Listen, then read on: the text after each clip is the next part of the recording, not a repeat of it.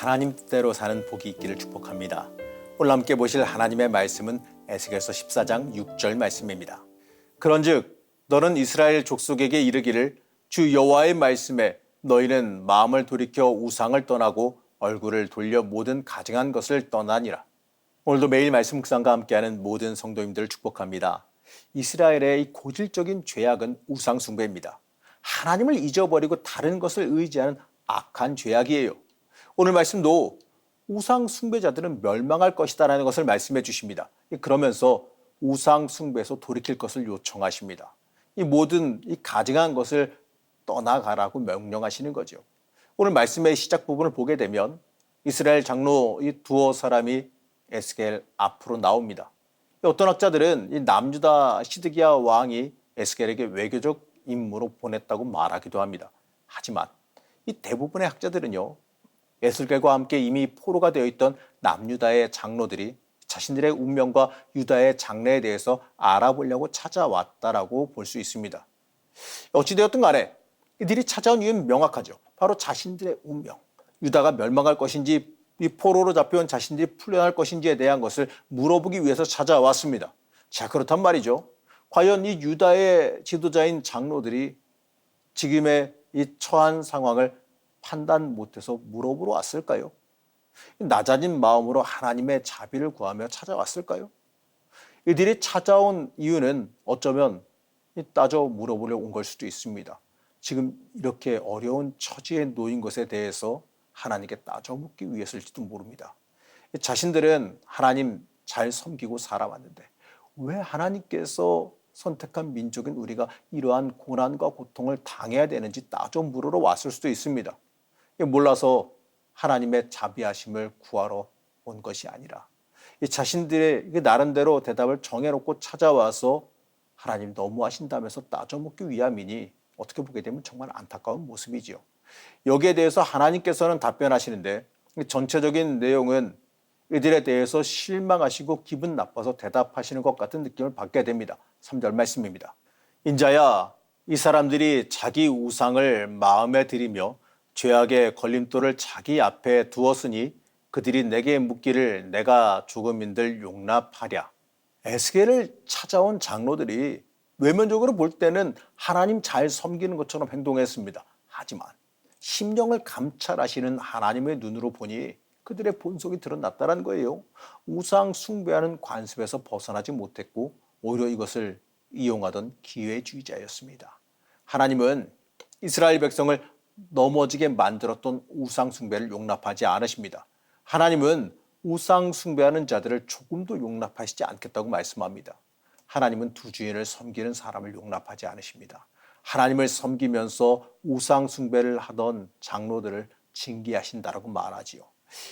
이러한 모습이 현대 신앙인들의 모습일 수도 있습니다. 겉으로 보기에는 신실한 신앙인의 모습은 다 갖추고 있습니다. 하지만 그 심령 가운데 세상적인 유익과 물질을 추구하는 그러한 안 좋은 것들이 우리 마음 가운데 자리하고 있지는 않습니까? 하나님을 온전히 믿고 섬기는 사람은 하나님이 인생의 중심이 되어야지만 합니다. 내 안위보다 하나님의 뜻이 더 중요해야지요. 내가 평안을 누리는 것보다 하나님께 쓰임받는 것을 더 소망해야 됩니다. 하나님께 사용될 때 내 인생 가치가 있어지는 거예요.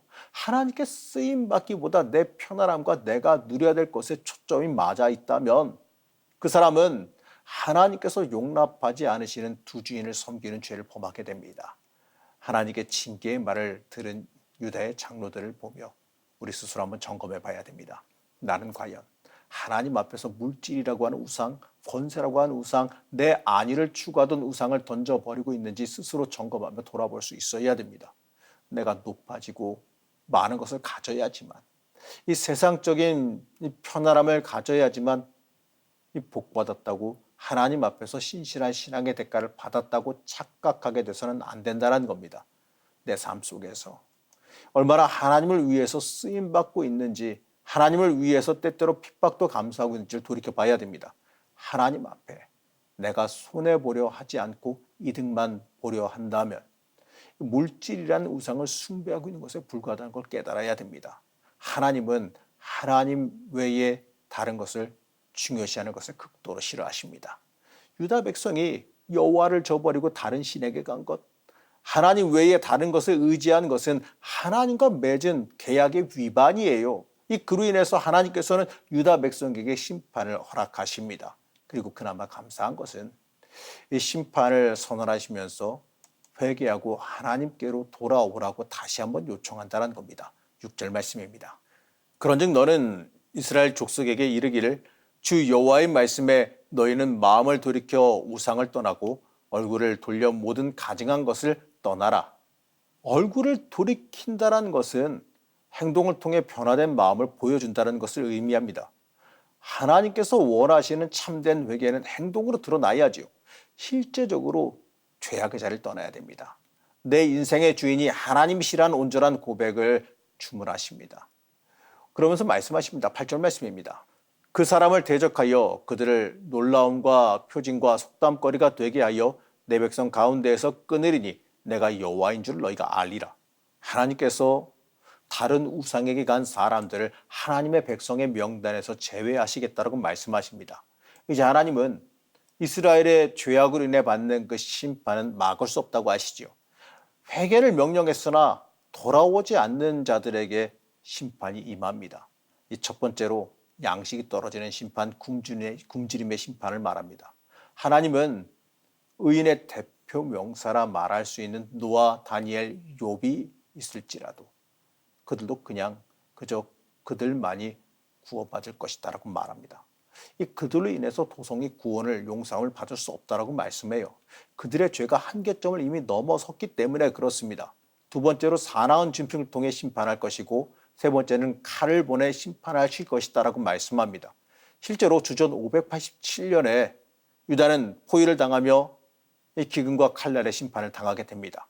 하나님께서는 이렇게 회개하지 않는 사람들, 하나님 앞으로 온전하게 돌아오지 않는 사람들에게 심판을 말씀합니다.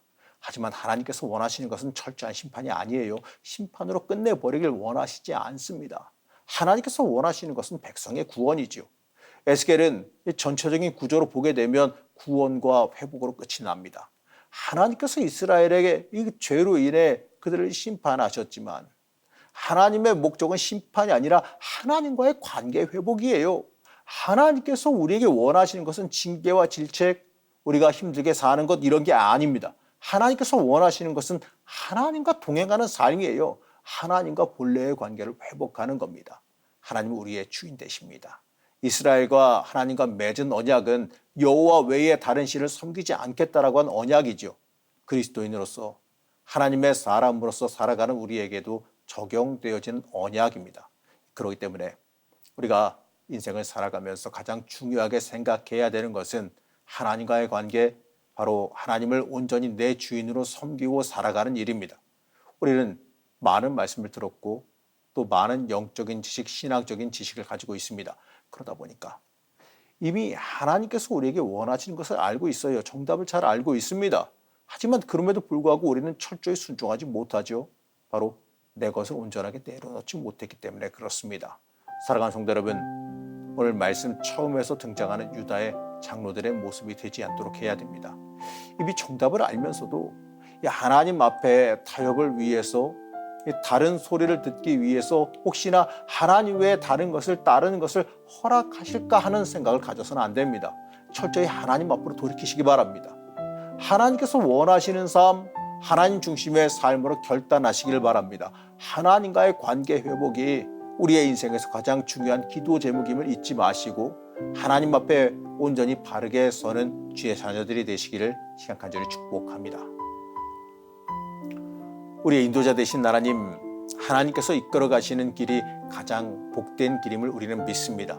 내 욕심과 내 유익을 구하는 삶이 아니라 하나님의 뜻과 길을 따라가는 삶이 되게 하여 주시옵소서. 하나님 외에 다른 것은 내려놓게 하여 주옵시고 참된 생명과 진리를 따라갈 수 있게 우리를 강하게 붙잡아 주시옵소서. 하나님의 은혜와 역사가 함께하기를 소망하며 예수님의 이름으로 간절히 기도드렸습니다. 아멘.